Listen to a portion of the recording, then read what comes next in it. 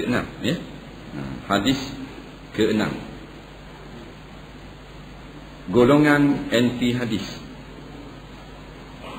Anil Miqdam ibn Ma'di Kariba radhiyallahu anhu anna Rasulullah sallallahu alaihi wasallam qala yushiku ar-rajulu muttaki'a ala arikatin haddathu bi hadithi min hadithi fayakun bainana wa bainakum kitabullah azza wa jal fama wajadna fihi min halal istahlalnahu wa ma wajadna fihi min haram haramnahu ala wa inna ma harrama Rasulullah sallallahu alaihi wasallam mislu ma harrama Allah rawahu Abu Dawud wa Ibnu Majah. Arti hadis daripada Miqdam bin Ma'di Karib radhiyallahu an berkata bahwasanya Rasulullah sallallahu alaihi wasallam bersabda, hampir tiba suatu masa di mana seorang lelaki yang sedang duduk bersandar di atas katilnya, lalu disampaikan orang kepadanya sebuah hadis daripada hadisku, maka ia lelaki berkata, pegangan kami dan kamu hanyalah kitab Allah, yakni Al-Quran sahaja. Apa yang dihalalkan oleh Quran kami halalkan, dan apa yang diharamkan oleh Al-Quran kami haramkan. Kemudian Nabi SAW melanjutkan sabdanya, padahal apa yang diharamkan oleh Rasulullah SAW samalah hukumnya dengan apa yang diharamkan oleh Allah Subhanahu wa ta'ala. Hadis riwayat Abu Dawud dan Ibnu Majah. Keterangan hadis. Lelaki yang dimaksudkan di dalam hadis ini ialah seorang yang mengingkari kedudukan hadis sebagai sumber hukum yang kedua selepas Quran. Hadis yang kita dengar tadi hadis tentang akan adanya satu golongan, iaitu yang mengaku Islam, yang mengaku mengikut akan Al-Quran, tetapi mereka ini tidak mahu menjadikan hadis Nabi SAW sebagai sumber hukum, ataupun menolak hadis yang kita kenali sebagai sekarang ini golongan anti hadis. Jadi Nabi SAW pesan lama dah, semasa hayat beliau pesan dah, akan ada nanti satu golongan anti hadis. Maksudnya tidak akan pakai hadis aku. Nabi buat misal di sini dengan hampirlah adanya satu zaman, telah hampirlah masa di mana seorang laki-laki yang sedang duduk, kemudian datang orang membaca hadis kepadanya, dia akan jawab, kami tak pakai hadis, kami pakai Quran. Masa ni tak ada lagi. Masa zaman Nabi berkata-kata ni, Nabi pesan ni tak ada lagi. Nabi buat ibarat dengan yushiku, mana tak lama dah akan ada orang yang akan kata kami akan ikut Quran saja, kami tak ikut hadis. Dan sekarang terbukti telah ada golongan anti hadis di negara kita yang mula bertapak sekitar tahun 70-an dan sampai sekarang lah, sampai sekarang. Di asalnya golongan anti hadis ni lama dah, di zaman abad ke-2 Hijrah. Zaman abad ke-2 Hijrah, golongan anti hadis, ketua-ketua puak anti hadis pernah berdebat dengan ulama-ulama seperti Imam Syafi'i rahimahullah ta'ala dan lain-lain daripada ulama. Dan sekarang golongan yang kita dengar di dalam sejarah ini telah ada di negara kita, yang kita kenal sebagai golongan anti hadis. Jamaah Al-Quran Malaysia, itu ya, Jamaah Al-Quran Malaysia. Di belakang sana ada Kasim Ahmad. Inilah golongan KP laknatullah yang ada di negara kita sekarang, dan masih boleh bersuara di dalam akhbar dan boleh bercakap dalam televisyen. Padahal beberapa orang mufti di dalam negara kita Malaysia telah mengfailkan fatwa bahawasanya Kasim Ahmad dan puak Jamaah Al-Quran Malaysia ini adalah sesat, adalah sesat, tetapi masih boleh bercakap, masih boleh meluahkan akan idea-ideanya di dalam surat khabar di dalam negara kita.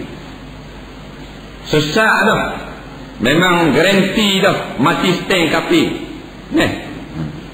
Boleh keluar lagi dalam surat khabar. Dia tak masuk ajaran sesat tu. Dia tak masuk ajaran sesat. Pusat Islam keluar senarai 128 ajaran sesat seluruh Malaysia. Juara dia Selangor 60. Ini Pusat Islam keluar 128 hak daftar hak besar lah. Ada 128 ajaran sesat. Maknanya orang Islam hak ajaran sesat 128. Tak masuk ni hak puak dia ni. Dia kata ada 120. Dia yang lapor. Kita tak bilang. Pusat Islam yang lapor ada 128 ajaran sesat. 129 dengan tukar lapor.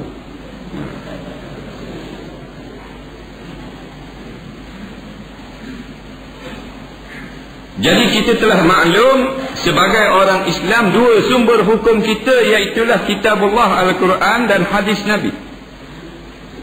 Sunnah Nabi SAW, inilah dua sumber hukum yang utama, yang wajib. Kita beriktiman, kita berdalil dengan dua ini. Kerana ini dua sahajalah yang dipesan oleh Nabi, taraktukum amrayni, aku tinggalmu dua benda, lan tadillu, kamu tidak akan sesat, ma tamassaktum bihima, selama kamu berpegang dengan dua benda ni, kitab Allah wa sunnatan nabiyyi atau kama qala, iaitu Al-Quran dan sunnah Nabi. Dua ni lah. Datang puak jamaah Al-Quran Malaysia, dia kata satu saja. Dalam buku dia hadis satu penilaian semula, Kasim Ahmad berkata, barang siapa yang percaya dengan hadis, maka dia telah syirik. Barang siapa yang berdalil dengan hadis dalam berhukum, dia telah menduakan Tuhan. Hebat dia orang pun. Debar perut juga dengar. Dengan hujah-hujah. Kerana dia kata yang layak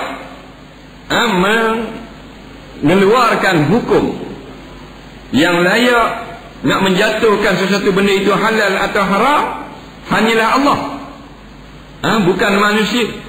Nabi adalah manusia macam kita juga. Maka kalau kita kata Nabi, kalau kita ikut Nabi tentang halal haram, maka kita telah menduakan Tuhan, dia kata. Jadi puak-puak ni dia kata, barang siapa yang beramal dengan hadis, dia telah syirik. Tuhan tak akan ampun dia, sesat dia kerana ikut Rasulullah, kerana ikut Nabi. Dalilnya Nabi manusia biasa. Dia baca ayat, innama ana basyarum mislukum, katakanlah innama ana basyarum mislukum, aku hanya seorang nabi, aku hanya seorang manusia biasa seperti kamu. Ini kata Kasim Ahmad.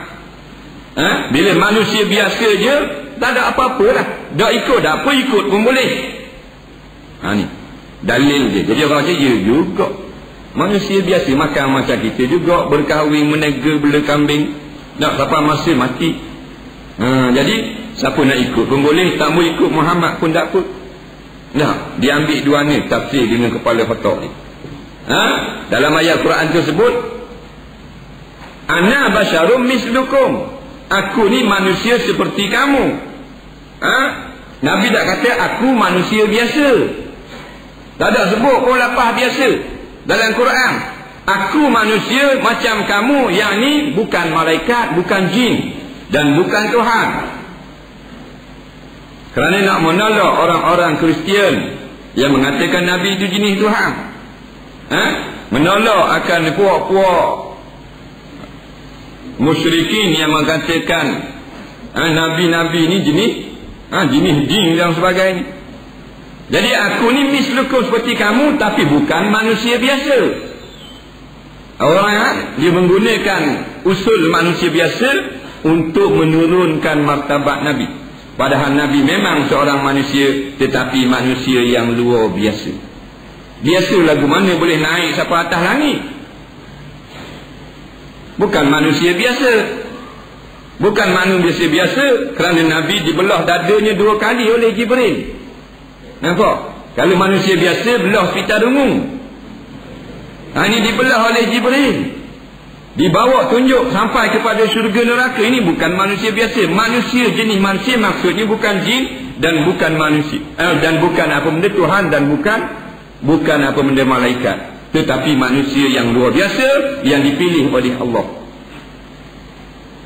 Dia kata manusia biasa kita tak ikut pun tak apa.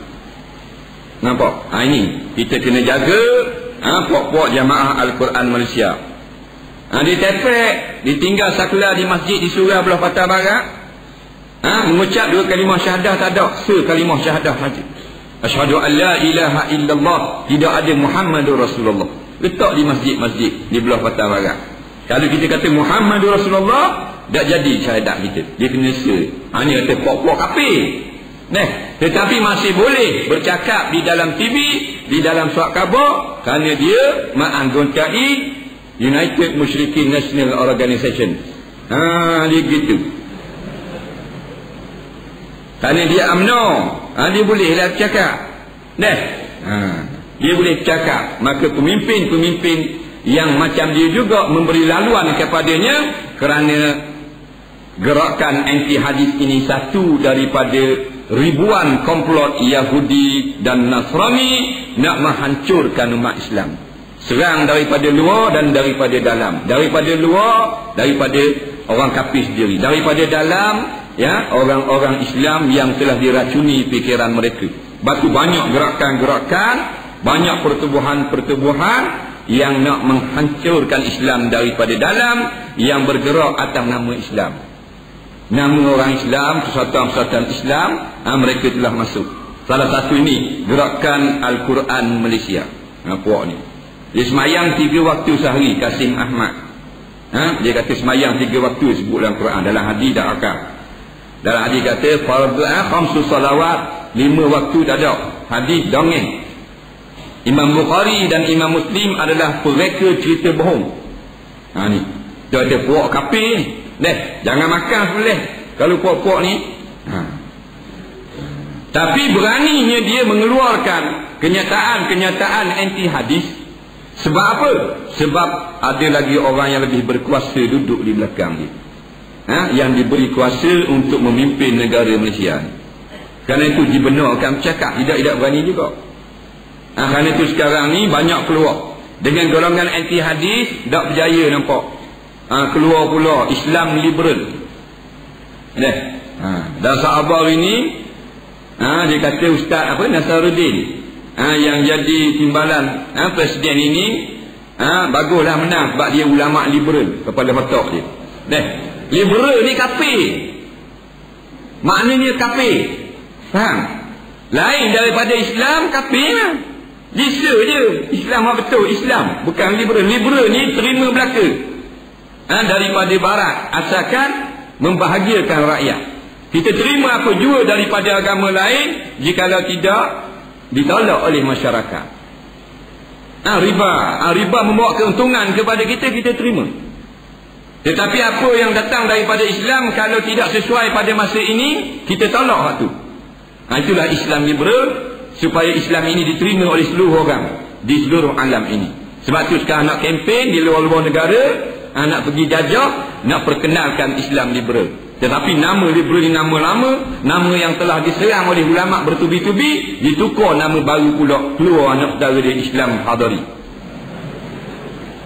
Daripada Islam Tanawuri, diejah sikit pasal orang payah nak sebut Islam Hadari. Nampak? Pada luarnya kita ni memang orang Hadari lah. Memang kita orang Hadari. Hadar ni makna orang bandar lah. Bukan orang ulu kita. Paku ni bandar lah. Orang Hadari dah kita ni. Pada lurah lah. Pada istilah na'udzubillah. Pada bahasa hadar makna orang bandar, orang maju, orang tamadun. Kalau orang ulu dipanggil orang Badawi, Arab ni. Sebab tu dipanggilnya, dia ambil nama tu sepasang oleh dak Hadari, Badawi. Faham? Hadari, Badawi. Kena dak. Ini di segi lurah. Nampak? Buka kitab Lisanul Arab ada. Lawang bagi Hadari, Mana orang bandar ialah Badawi, orang Ulu. Tapi dah orang Ulu masuk bandar, nyekut calanan habis, cabut habis masjid-masjid. Ini lain daripada Islam mu'asas. Semua adalah sesak belaka. Kerana Nabi pernah menggaris pada satu pasir, Nabi ambil kayu, Nabi garis satu garis yang lurus, kemudian Nabi garis pula di tepi garis yang lurus garis-garis yang banyak bersimpang siur. Maka Nabi cerita kepada sahabat, Islam yang benar, agama Allah yang sebenar, jalan aku yang sebenar, hak lurus ni. Hak tepi, hak dirai banyak ni, hak ni hak karuk, hak sesak belaka. Hak ni tubik hadari, tubik apa benda ni, tanawuri, Islam liberal dah. Islam liberal baru lagi kita dengar di tanah Melayu sebulan dua ni. Orang kapur lah kalau orang yang baca buku lama dah. Sebab di India 200-300 tahun dulu dah Islam liberal. Zaman Jamaluddin Al-Afghani pun tak ada dah. Ulama yang nak perkenalkan Islam liberal. Di Afghanistan ada, di India ada seorang ulama hadis yang telah condong kepada Islam liberal. Mereka menyerang ulama-ulama lama. Dia seorang maulana hadis besar, tetapi na'udzubillah Tuhan sesatkan dia. Dia masuk menganggoti dan setuju dengan pandangan Islam liberal. Akhirnya menyerang ulama-ulama di madrasah di sana dengan fakta-fakta baru. Dia kata setengah daripada fatwanya, hendaklah diangkat hukum mukhalatah antara laki-laki dan perempuan, iaitu tidak payah dinding dah. Kerana Islam hak lama asal ni dia kena suku laki puang. Kalau semayang buat suku, kalau makan puluk apa semua rabuh dinding. Ditambah hak tu. Tak sesuai dengan zaman, maka kita capur laki-laki dan perempuan. Dan menyerang ulama-ulama yang memperjuangkan aurat wanita. Ini Islam liberal. Sebab itulah kita tengok tokoh-tokoh Islam liberal sekarang, nak terang tentang Islam liberal adalah orang-orang perempuan-perempuan yang tak tutup aurat, ataupun laki-laki kita tengok yang isteri memang tak tutup aurat. Macam Marina Mahathir, anak Dr. Mahathir ni bapak ni. Dalam Islam liberal dia cabang je daripada Yahudi Nasara. Cabang dia banyak cabang. Dalam kitab apa benda ni, Tuhfatul Raghibin menyebut Yahudi sendiri pun berpecah sampai 71 puak. Atas satu puak tu ada 12 pula puak. Ni banyak. Ada liberal, ada sekular, macam-macam. Semua ni dalam api neraka belaka.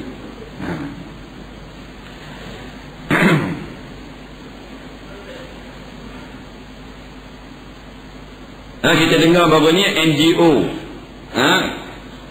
Badan Bukan Kerajaan 50 lebih, minta supaya digugurkan hukum moral, undang-undang moral. Ni dia ni pokok Islam liberal. Dia nak supaya tidak ada kuasa mencegah maksiat di dalam Malaysia. Maknanya orang nak buat maksiat jangan ganggu orang sudah. Ada pasangan masing-masing, maka boleh buat maksiat, tidak ada orang boleh larang, melainkan dia kurang daripada umur 18 tahun. Ni NGO ni mana pokok ni? Pokok neraka belaka ni. Nak suruh buang undang-undang cegah maksiat. Ni dia Islam liberal lah. Nampak? Sebab tu lah ni memang serangan ke atas Islam kita ni memang teruk. Memang hebat. Kalau kita tak kuat pertahanan kita, rebahlah kita. Dia tak boleh ambil kita, dia ambil anak kita. Kita gagah dah. Duduk surau masjid, dia ambil anak boleh seorang. Tak apa dah lari 8 beradik. Seorang je boleh. Celuk rambut kuning anak kita seorang. Hak lain molek dah. Nampak? Dia ambil seorang je. Kita dalam ramai-ramai anak, dia boleh seorang je. Celuk rambut. Beres selalu. Islam liberal selalu. Hadari selalu dah. Ni tengok habis celuk rambut. Siapa duduk ni deriang tangan pun kuning kat rambut. Kita ingat ngaji dua ni duduk dalam ni deriang tangan. Ingat duduk Sweden. Faham? Kuning rambut. Pasal tok guru dia janggut kuning. Faham? Rambut pun kuning. Ni habis. Budak-budak muda habis. Rambut kuning habis. Rambut celuk. Dan sekarang kalau kita tengok dalam televisyen bukan hak puang dah. Hak tua-tua laki-laki juru heboh apa semua. La ilaha illallah. Rambut kuning juga. Juru heboh umur kat 50, 60. Rambut kuning. Kalau orang putih tak apalah. Ni hidung macam umbinyo. Rambut kuning. Faham? Ini yang kata. Nampak? Dulu terkenal dengan budaya kuning. Ni tak ada dah. Rambut kuning dah pula. Dia top sekali mari rambut kuning. Kau punah sama dah. Dorok dah kita tengok lawan. Mereka betul anak-anak kita. Pesan ke anak-anak keluar dalam TV muka. Ni ingat ni, muka pelawak besar ni. Dah, muka bohong ni, kabar ke anak. Tubik hak joget ni, puak-puak pangang ni, joget ni. Kabar ke anak itu, lama-lama anak kita reti. Dah, sekali dalam waktu berita keluar gambar dia, ayah, orang pelawak besar tubik. Oh, datang ni. Ayah ni tengok berut joget. 5-60 kali kita sebut, dia akan lekat budak-budak. Pesan dengan generasi puak-puak ni, puak-puak dajjal ni, kita jaga anak-anak kita, Quran pusakum wa ahlikum nara. Kita mula dengan keluarga kita dulu. Kita perkenalkan inilah rupa-rupa musuh-musuh Islam. Keluar dalam TV inilah musuh Islam nombor 1. Keluar pula ni cakap, ni nombor 3 musuh Islam. Nampak? Ni bapak dajjal. Kapal gitu ke budak-budak bila keluar dalam TV. Baru masuk suntikan Islam. Dia kenal musuh-musuh Islam, kerana mereka-mereka ini adalah tentera-tentera syaitan. Jadi kita kena ambil syaitan ini sebagai musuh. Bukan musuh kepada kita saja, musuh kepada anak bini kita juga. Bukan musuh kita seorang, musuh ke anak-anak kita menjadi musuh. Dan yang kita bimbang, anak-anak kita akan datang, mereka masih muda lagi. Ya. Allahu Rabbi.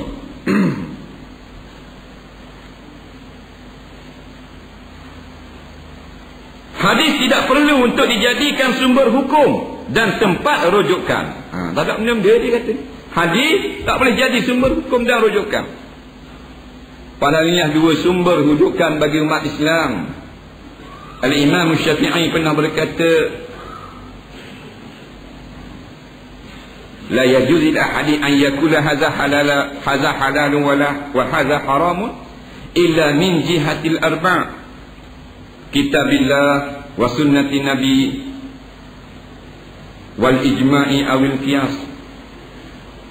Tidak boleh seseorang itu berkata ini halal, ini haram, melainkan daripada 4 pihak, iaitu Al-Quran, hadis, ijma' dan qiyas.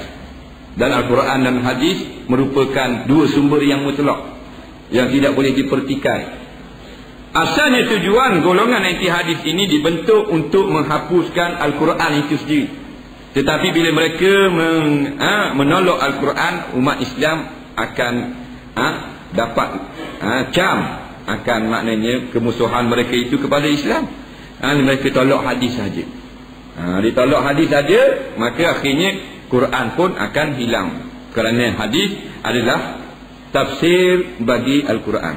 Dengan hadislah kita dapat memahami akan ayat-ayat Al-Quran. Dia kata tak perlu menjadi sumber hukum.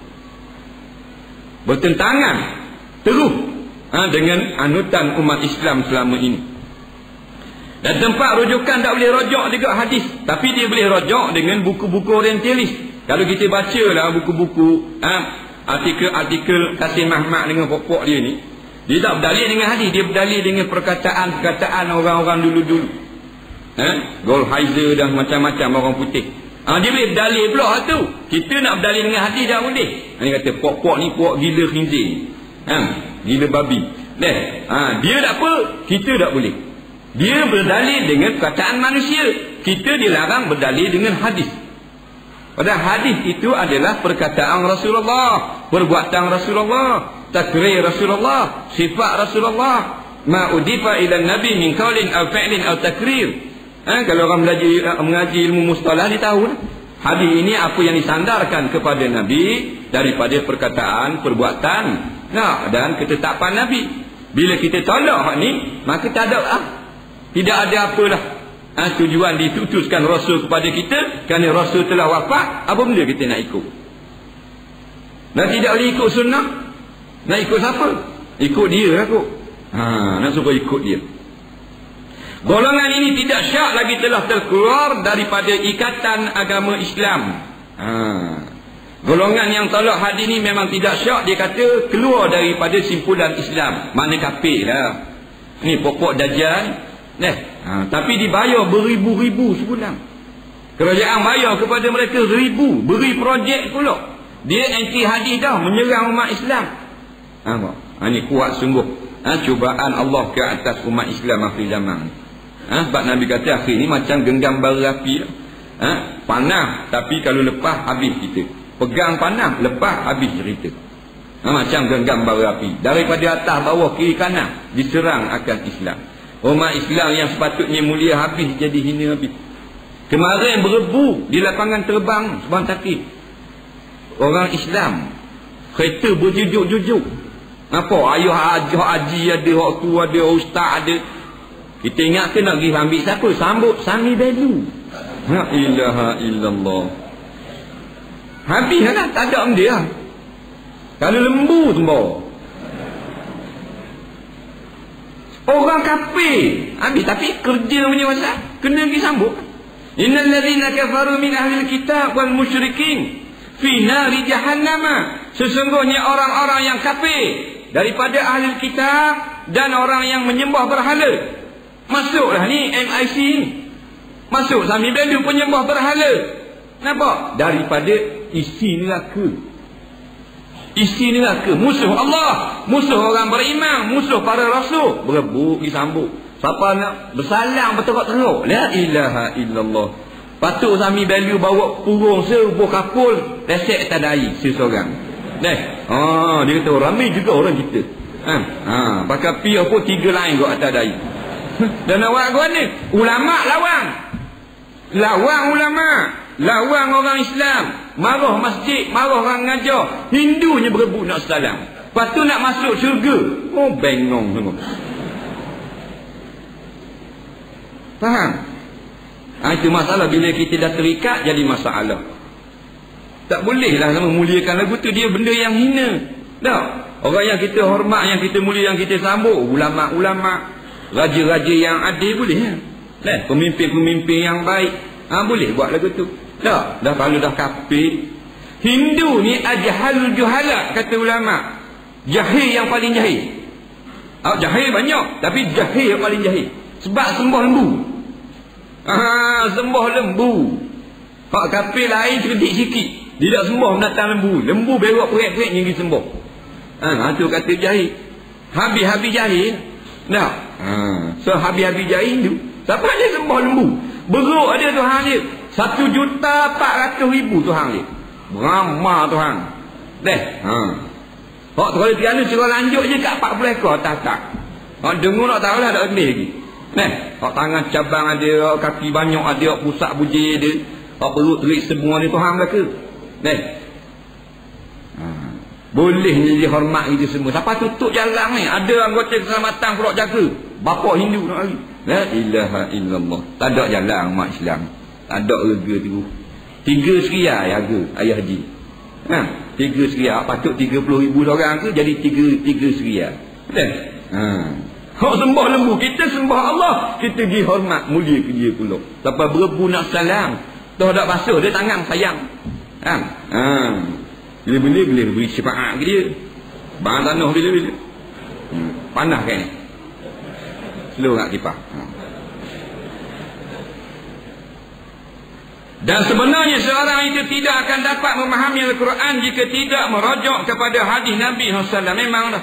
Kalau tidak mengaji hadis, tak boleh nak tafsir Quran.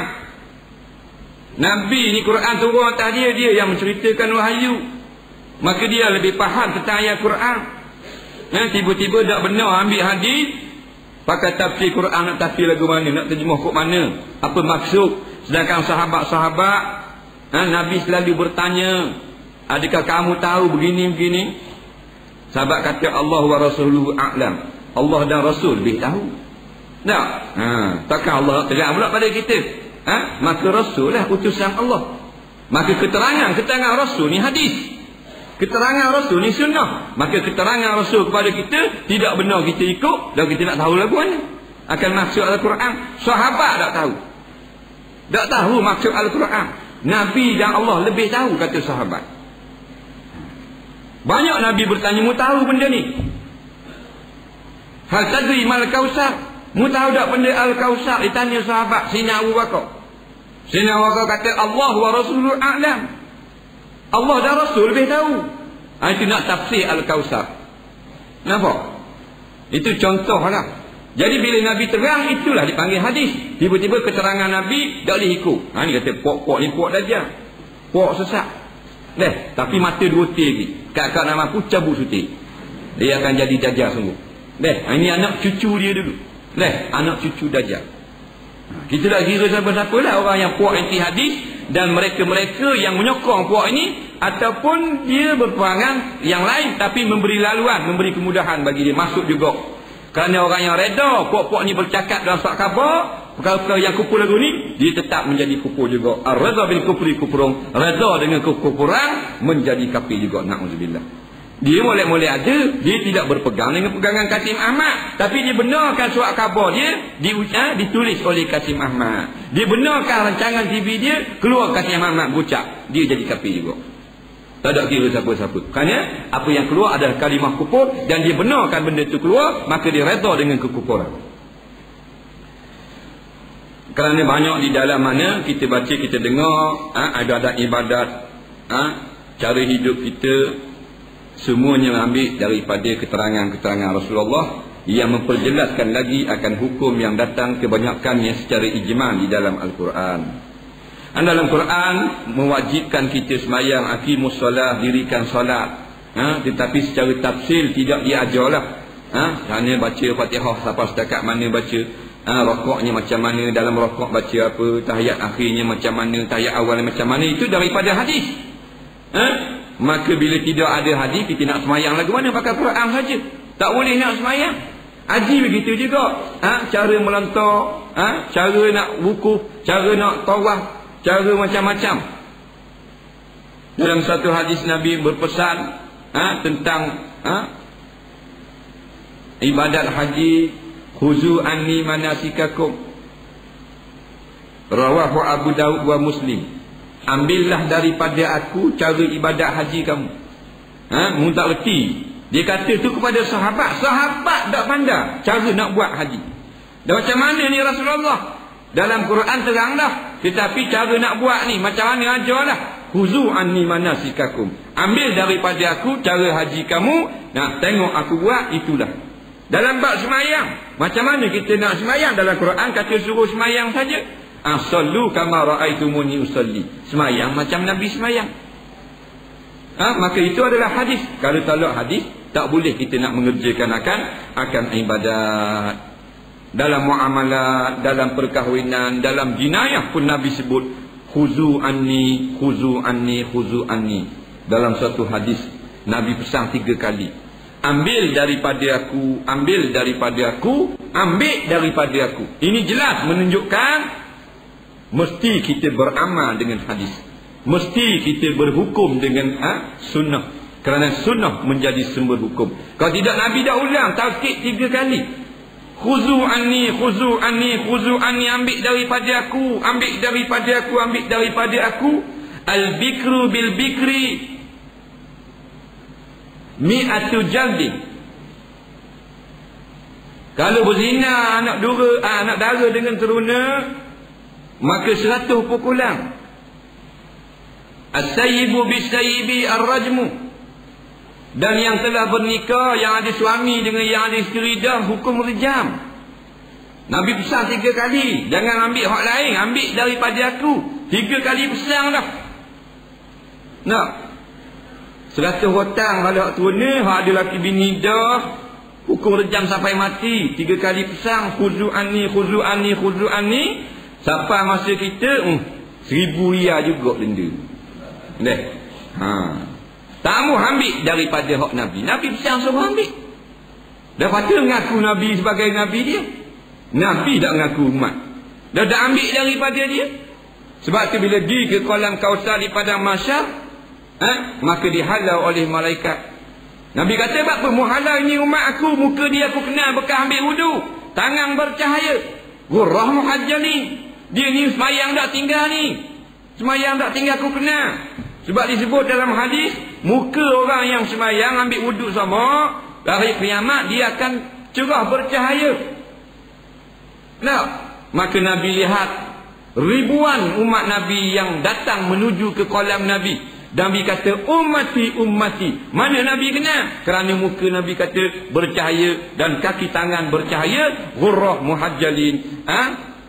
Bekas daripada mengambil wudu. Maksudnya hak ni buat semayang tak tinggal, hak mari ni. Tetapi dihalau oleh malaikat, dihalang oleh malaikat. Nabi kata, bak pemuhalang ini orang umatku tak semayang tak tinggal.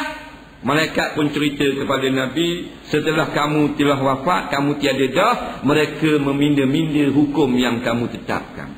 Sekarang ni Nabi kata, khuzu ani at-tayyibu al-bikru bil-bikri mi'atul jandin. Kalau turun dara berzina 100 rotang, kita bahan 200 riyal. Sebab tu tidak, maka Nabi dengar lagu tu, Nabi kata, suhqa, pergi berambus masuk ke dalam api neraka. Na'udzubillah. Hak kena halau ni puak yang semayang tak tinggal. Dalil kena daripada ghurrah muhajjali, daripada bekas mengambil wudu. Tu hak semayang tak tinggal, bukan puak ni, bukan puak kasih amat ni. Hak ni dulu dah ni gendong dengan perahu dah masuk dalam.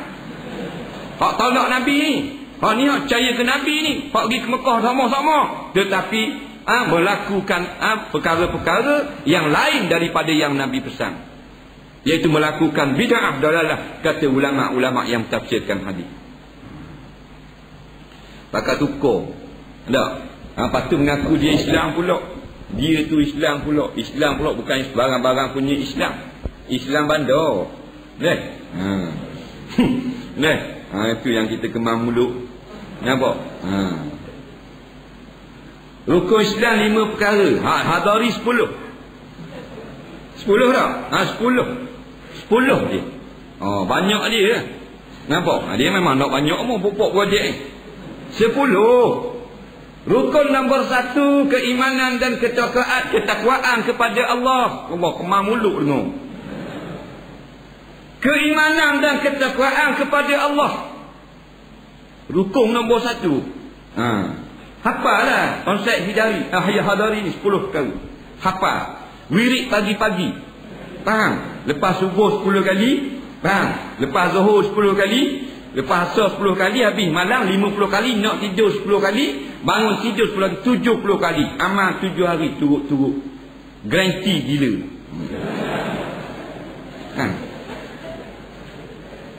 Keimanan dan ketakwaan kepada Allah. Betul lah, tak ada masalah. Sebab tu mufti memfatwakan konsep Islam hadari tak salah. Konsep bukan amalan, konsep memang betul. Sebab nombor 1 kata keimanan dan ketakwaan kepada Allah. Memang betul. Tak, mana salah? Anda juga ni helah ni puak mufti. Ni helah kat tu dah pula. Kredit kat dia. Dia mari pula ayat Quran, dalilnya keimanan dan ketakwaan, takwa kepada Allah. Nak sebut kau. Dia baca surah dalam Quran. Pak Allah sendiri baca. Nampak? Apa benda ni di Kuala Lumpur. Walau anna ahlal qura amanu wattaqaw la fatahna alaihim barakatin minas sama'. Kalau sesuatu penduduk negara itu bertakwa, beriman dan bertakwa, kami akan buka kepada mereka itu keberkatan daripada langit. Baca ayat. Memang ayat Quran sungguh. Maknanya barang siapa yang takut, yang beriman dan takwa kepada Allah, Allah Ta'ala akan beri sumber ekonomi kepada negara itu. Walaupun diblok oleh masyarakat dunia, Allah Ta'ala jamin rezeki negara itu. Sebab penduduk negara tu amanu wattaqau, memang betul. Tetapi adakah penduduk kita amanu wattaqau? Takwa ke tak? Ada nampak-nampak putu kuah belaka. Jenis hak lekat langit. Tak beriman pun. Beriman lagu mana? Tak percaya. Tolak hadis beriman apa? Tolak hadis. Tak beriman dah. Kafir dah. Dia boleh baca ayat Quran bab beriman. Hak belakang tak baca walakin kazzabu, dan tetapi merekalah yang mendustakan ayat-ayat Allah. Fa akhadnahum bima kanu yakzibun. Maka kami azab akan mereka itu dengan sebab apa yang mereka usahakan. Waktu awak kena atas kepala batang hidung dia. Baca ayat Quran. Nombor 2 lagi nak termuntah. Faham? Kerajaan adil dan amanah terberak kita dengar. La ilaha illallah. Ni mari dua ni gitu. Kalau kita tak segamak nak kata kerajaan adil dan amanah dia. La ilaha illallah, adil kat mana? Tapi kena kerja adil sungguh lah. Mu 2 juta, aku 2 juta. Mu 8 juta, aku 8 juta tak. Memang adil dah. Rumah aku 450,000, rumahmu 450,000 kok. Dan rumah rakyat, sodok dengan dah. Dah. Cuma adil. Adil tu dia ajar gitu. Kerajaan adil dan amanah. Dia baca ayat Quran. Inna Allah ya'murukum an tu'addul amanati ila ahliha. Sesungguhnya Allah Ta'ala memerintahkan kamu bahawa kamu dah tunaikan amanah kepada ahlinya. Wa idza hakamtum bainan nas an tahkumu bil adli. Dan bila kamu nak berhukum di antara manusia, hukum dengan adil. Baca ayat Quran. Tapi dia hukum dengan dia. Lorek perlembagaan dia. Lepas pada ayat Quran pula dia mari pula satu hadis riwayat Imam Bukhari dan Muslim tentang adilnya kerajaan Hadari, iaitu sabda Nabi SAW, "Lau kanat Fatimah bintu Muhammadin saraqat laqata'tu yadaha." Lagi luga kita dengar. Dia kata adilnya kerajaan Hadari berdalil dengan sabda Nabi. Nabi kata, kalau anak aku Siti Fatimah mencuri, aku potong tangannya. Adilnya aku Nabi ni. Memang Nabi adil. Tapi orang nak menjalankan hukum potong tangan, dia nak sama. Tapi dia keluar hadis potong tangan. Adilnya kerajaan dia. Ini orang kata gila. Bulan lepas dah hari ni mengamak.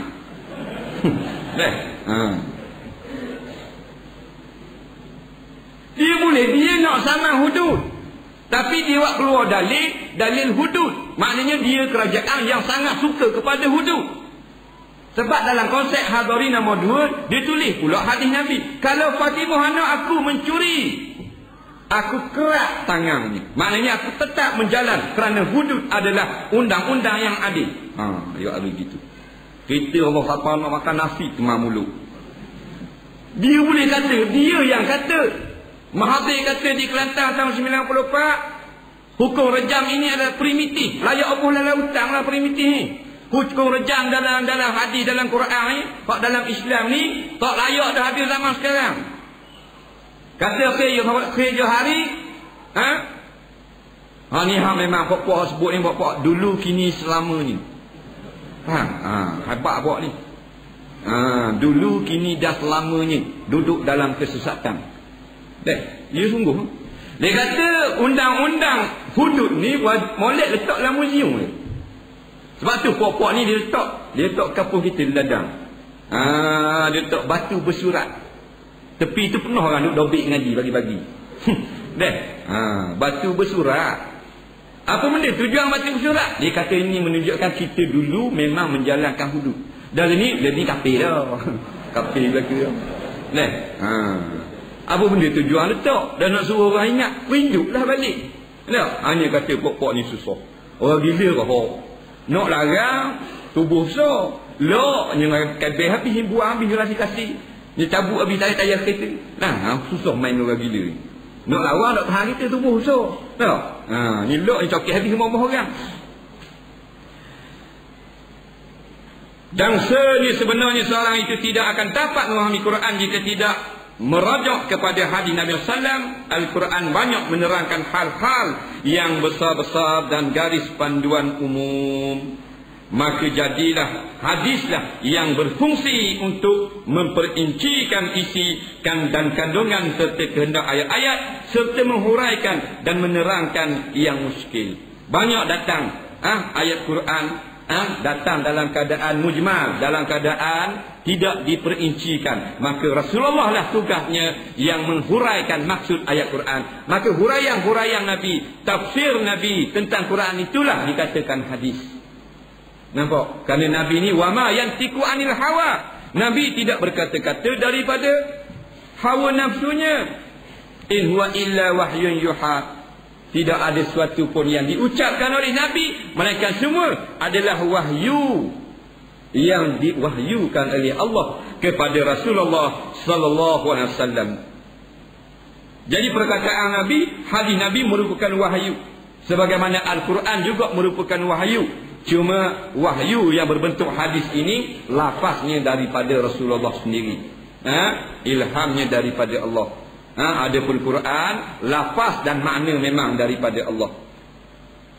Kedua-dua ini adalah wahyu. Nabi tidak berkata daripada hawa nafsu, melainkan semua dengan didikan daripada Allah Subhanahu wa taala. Wa anzalna ilaika zikra, kami turunkan ke atas kamu, kata Allah, akan peringatan, litubayyina linnas, kami turunkan ke atas kamu wahai Rasulullah az-zikra, kata ulama tafsir Al-Quran, litubayyina linnas, supaya kamu terangkan Quran ini bagi manusia. Nabi bukan sampai saja ayat Quran, Nabi menjelaskan maksud. Kalau siapa saja ayat Quran, kita tak berarti tak faham ayat Quran ni. 124,000 orang sahabat, tak sampai 28 orang yang pandai tafsir Quran. Padahal mereka semua bangsa Arab, bercakap Arab. Kenapa? Kata ulama 18 orang sahabat hak pandai ilmu tafsir daripada ratus ribu. Nabi lah kerja dia bila turun zikra, turun kitab ke atas Nabi, Nabi lah litubayyina linnas, Nabi yang menyampaikan kepada manusia. Kerana Nabi ini adalah pentafsir bagi kalamullah, iaitu Al-Quran. Tafsiran Nabi ini menjadi hadis, merupakan hadis yang puak-puak kasih Muhammad, yang di belakang mereka itu ada pemimpin-pemimpin yang saja nak merosakkan umat Islam. Sebab tu dia nak jauhkan orang-orang rakyat daripada ulama, diadakan bermacam-macam pesta. Supaya orang-orang muda datang nak pergi surau masjid, nak dengar peringatan-peringatan ini, maka mereka duduk dalam kelalaian. Bila duduk dalam kelalaian, senang nak murtadkan mereka, nak sesatkan mereka senang, kerana tidak ada lagi kuasa penampang. Akidah mereka itu lemah sangat, ataupun yang rosak terus, jadi mudahlah nak menjayakan akan komplot Yahudi, nak menghancur menyesatkan umat Islam. Dia buat macam-macam pesta. Kemarin dulu alhamdulillah pukul 1 tengah hari sebelum dirasmikan oleh menteri, datang cucu tsunami, faham, di Batu Buruk, acu habis kemoh-kemoh, faham, datang nak main, habis bertebarangan, habis kursi-kursi, 2-3 orang awak masuk hospital, kereta pun pecah lebu habis. Nampak tak jadi nak rasmi. Mari pala angin cucu dia, pot dara dah hari tu, mari pot dara tengok, cucu dia baru terbang habis. Janji pukul 3 nak rasmi. Seorang menteri daripada Kuala Lumpur, menteri Puang lah, hak tak tutup kepala tu, hak rambut kuning, mata belalok macam burung tu. Rakyat pun tunggu dah ni. Habis kemah kaki tak kata. Hak kecil-kecil ada update, hak besar, hak tepat rasmi, hacul go. Tapi tak ada apa juga, kita akan tangguh pada esok lusa pula. Buat ni tak ada apa, buat ni kiamat dia joget lagi. Nampak? Tuhan buat pecah langit, dia buat konsep pecah langit. Tak ada kita buat ni main sama. Allahu Rabbi, itulah hasilnya anak-anak jadi ganah belaka, lawan orang tua belaka ni. Pasal dihidangkan dengan benda-benda salah, benda-benda yang khurafat, benda-benda yang maksiat seperti ini, masuk, hati mereka lama-lama kau gelap, jadi generasi yang lalai daripada akhirat, jadi generasi yang jahat. Yang ada sekarang ni pun tak cakap nak jahat dah. Dah hormat ke orang tua, lawan orang tua. Kalau dulu lalu kat masjid selut, ni tak ada hak. Kalau Tok Imam lalu kesepuh Tok Imam, tak ada hak pokok dah ni. Masuk belaka dah dalam otak dengan gang, tai lembu habis. Macam-macam benda masuk. Inilah yang dikenaki oleh Yahudi. Pemuda-pemudi Islam yang menjadi asal tiang negara hancur lebu. Maka generasi yang akan datang jadi mudah untuk diperdayakan oleh mereka itu. Jadi kita ambil pengeringatan dengan katanya yang terakhir. Oleh kerana itu syariat tidak akan sempurna kalau hanya dengan Al-Quran sahaja, tetapi ia mesti disertai dengan hadis Nabi SAW sesuai sebagaimana kita mengucap 2 kalimah syahadah. Ada Allah, ada Rasulullah. Di dalam azan sebut nama Allah, sebut nama Rasulullah. Di dalam tahiyat sebut Allah, sebut Rasulullah. Maka begitulah juga di dalam sepenuh kehidupan kita jadikan hadis dan Al-Quran, bukan Quran saja, menjadi panduan hidup kita. Kita pandailah pilih ulama-ulama yang akan menjadi pemimpin kita. Kerana ulama-ulama ni dia tak nak kepada benda-benda. Dia nak supaya akidah kita selamat. Tujuan pergi sana kemari siapa sering tekok-tekok sarah, bukan benda. Nampak? Bukan nak projek 8 juta 10 juta. Tujuan nak suruh kita selamat. Nampak? Kalau menang muam-muam mereka tak ada. Cuma nak capai. Tu tukang sarah tak boleh benda kau. Siapa-siapa menang duduk gitu. Nampak? Pakai galeng kuda situ. Tak ada hal dia. Tapi kerja dia nak bagi siapa?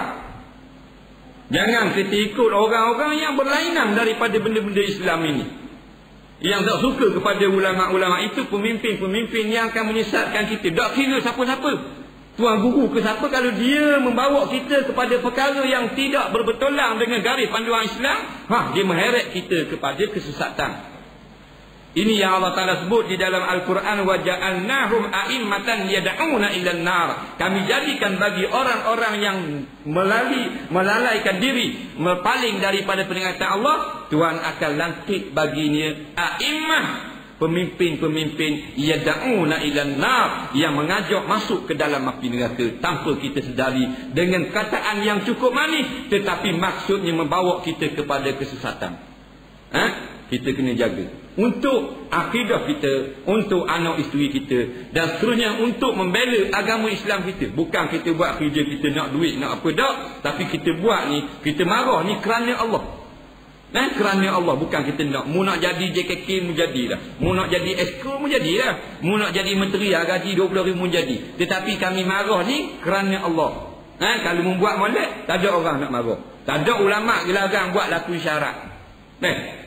Konsert apa benda ni, ceramah larang laku isyarat. Tak ada. Ulama gila marah.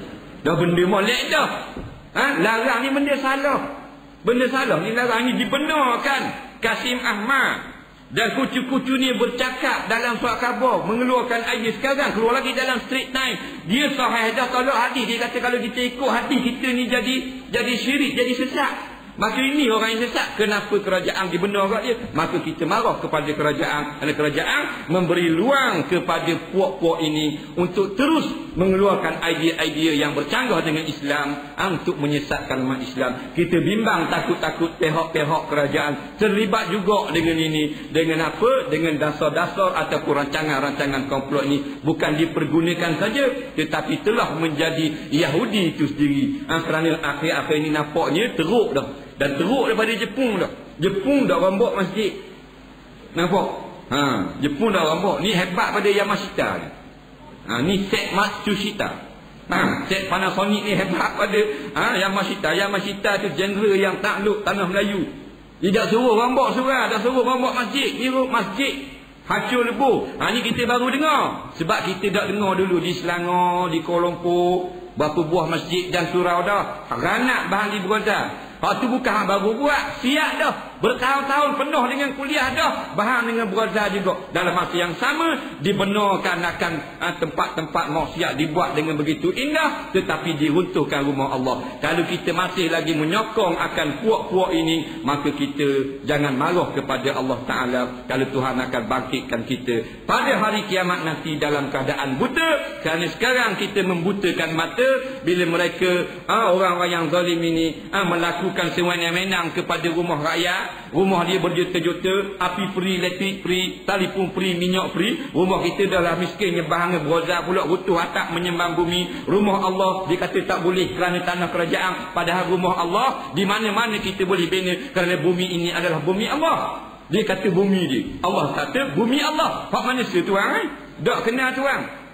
Siapa rumah Allah tidak boleh dibina di bumi Allah? Tak pelik ke? Tak sesat ke lagu tu? Habis-habis sesat dah. Ini yang kata ulama-ulama yang ada anjing. Duduk diam, jelek tunggu gaji. Duduk jelek tunggu gaji. Tak kata apa, patut fatwa lah. Buat keluar hukum haram, dosa besar. Nampak? Berunding dulu. Anjak ke hubung kat lain ke lagu mana? Sebab dah diri dah ni rumah Allah. Tak boleh runtuh. Kalau kata setakat runtuh rumah orang, baru dosa besar. Tapi meruntuhkan rumah Allah, dosanya adalah kafir. Na'udzubillah. Kata Dr. Wahbah Zuhaili dalam tafsir Al-Munif pada ayat wa man azlamu mimman mana'a masajidallah ayuzkara fiha ismuh. Siapa lagi yang lebih zalim daripada mereka yang meruntuh, yang mereka yang mencegah manusia, menahan manusia daripada diimarahkan rumah Allah. Tuhan kata siapa lebih zalim daripada puak ni? Wasa'a fi kharabiha, dan berusaha pula nak meruntuhkan. Bukan berusaha saja, runtuh dah. Maka kata tafsir tersebut, Dr. Wahbah kata tidak melakukan usaha merobohkan masjid, melainkan mereka yang tidak beriman kepada Allah. Maknanya kafir. Sebab itulah ulama kata barang siapa yang meruntuhkan rumah Allah maka jadi kafir, sebab menghinakan tuan rumah. Sebab Tuhan ada tu, rumah tu rumah Allah, maka kita pergi roboh rumah dia, mana kita hina Allah kafir. Ada pun melakukan kezaliman rumah manusia, zalim, dosa besar. Tetapi dah ni rumah Allah, mati tercabut iman, na'udzubillah, minta berlindung, mengucap baliklah. Kalau hak terlibat, hak tukar suruh, esko apa semua, mengucap semula. Kalau tidak, tanam jarak, garanti. Sebab menghina rumah Allah adalah menghina tuan punya rumah. Menghina Allah tidak ada excuse. Faham? Tapi dah jahil, jadi belaka. Akhirnya bertemu dengan kesesatan. Pada dunia Allah Ta'ala kata, lahum fid dunya khizyun, bagi mereka ini di dalam dunia mereka akan hina dina. Walahum fil akhirati azabun azim, dan bagi mereka ini pada hari akhirat puak-puak yang menghalang digunakan masjid, puak-puak yang meruntuhkan surau dan masjid, azabun azim, duk tunggu dah, azab yang sangat pedih. Tuhan sebut penuh, wasa'a fi kharabiha, berusaha untuk meruntuhkan masjid, tapi kita buat tak lama. Kalau kita buat buta lagi, maka kita akan buta di hari akhirat kelak. Tuhan akan bangkitkan kita dalam keadaan buta di hari kiamat nanti, kerana kita buat tak nampak sekarang ini. Kerana kroni kita, puak kita buat tak nampak. Walau meruntuh rumah Allah, kita buat tak nampak. Tuhan akan bangkit kita, wa nahsyuruhu yaumal qiyamati a'ma. Kami akan bangkitkan orang ni pada hari kiamat dalam keadaan buta. Kita akan komplain kepada Allah, dia akan tanya Allah, qala rabbi liman hasyartani a'ma wa qad kuntu basira. Wahai Allah, kenapa kau bangkitkan aku hari ini dalam keadaan buta? Kan dulu aku celik dalam dunia, aku nampak kan itu, aku boleh pasang dera, aku boleh makrah. Ni guanya tak nampak ni. Kadzalika atatka ayatuna fanasitaha. Dulu datang dah peringatan ayat-ayat aku. Ayat Quran dibaca oleh ulama, macam-macam ceramah dah pergi kampung mu. Fanasitaha, mu buat tak dengar, mu lupakan dia. Kadzalikal yauma tungsa, maka pada hari ini kamu dilupakan oleh Allah. Maksudnya la tunsarun, kamu tidak diberi pertolongan lagi pada hari kiamat. Kerana sekarang kerana dalam dunia kita membutakan mata daripada yang batil, kita buat tak nampak. Sekadar itu Allah Subhanahu Ta'ala a'lam. Ada satu soalan untuk dijelaskan. Apakah terdapat qori yang membolehkan, kaul yang membolehkan seseorang yang berjunub untuk membaca Quran, seperti seorang hafizah yang memperdengarkan hafalannya di waktu peperiksaan kepada gurunya ketika ia dalam berjunub. Dia tanya masalah junub nak baca Quran. Dalam satu hadis yang terkenal yang menjadi dalil bagi tak bolehnya orang junub, orang yang haid baca Quran, la yaqra'ul Qur'ana la yaqra'ul Qur'ana junubun wala haidun au kama qol, tiada membaca akan Quran oleh orang yang junub dan orang yang haid syai'an minal Quran, suatu pun daripada Quran. Hadis ini terkenallah menjadi dalil orang yang junub, orang yang haid tidak boleh membaca Al-Quran kerana berhadas besar. Itulah pendapat yang muktamad di dalam mazhab kita Syafi'i dan jumhur ulama. Tetapi di dalam mazhab Malik membenarkan orang yang dalam keadaan hadas besar membaca Al-Quran, seperti perempuan yang sedang haid, perempuan hafizah.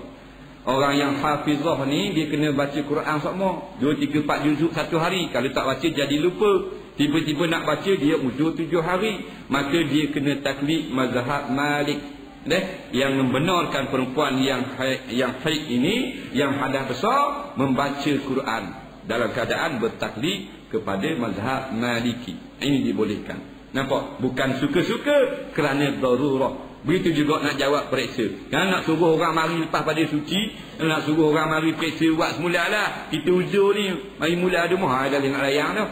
Dia waktu hak sama je, kena sama belaka. Jadi taklid mazhab Maliki. Aku mengikut pendapat mazhab Maliki yang mengharuskan perempuan yang uzur ataupun yang junub membaca Quran. Ini yang hafaz Quran ataupun yang terpaksa kena menjawab peperiksaan. Tetapi kalau peperiksaan itu boleh dijawab dengan bertulis, maka tidak boleh dia melafazkan pada lidah. Kerana tidak dikatakan darurah. Tapi kena lapar juga baru dikatakan darurah. Wallahu a'lam. Bismillahirrahmanirrahim. Alhamdulillahi rabbil alamin. Wassalatu wassalamu ala sayyidina Muhammadin wa ala alihi wa sahbihi ajma'in. Allahumma anfa'na bima 'allamtana wa 'allimna bima yanfa'una. Rabbana zidna 'ilma, Rabbana